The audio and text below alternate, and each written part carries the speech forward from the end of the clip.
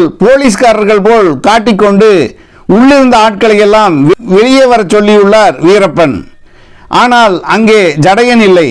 ஜடையனின் அண்ணன் ஊர் தலைவர் குன்னன் தான் அப்போது இருந்துள்ளார். அவரை கையை கட்டி ஊருக்குள் அழைத்து சென்றுள்ளது வீரப்பன் குழு.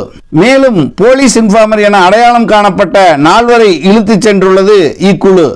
இதனால் ஊரே அல்லோல கல்லோலப்பட்டிருக்கிறது.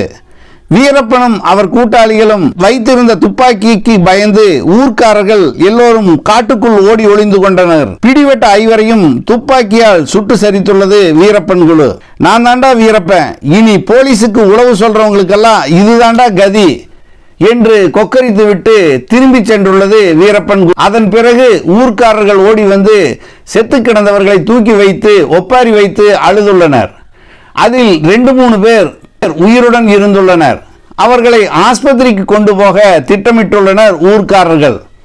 இதே சமயம் திரும்பி சென்ற வீரப்பன் குழு தன் கையோடு கொண்டு வந்திருந்த துப்பாக்கி குண்டுகள் அடங்கிய பெட்டி ஒன்றை அந்த இடத்திலேயே மறந்துவிட்டு வந்ததை கூட்டாளி ஒருவர் தெரிவித்திருக்கிறார்.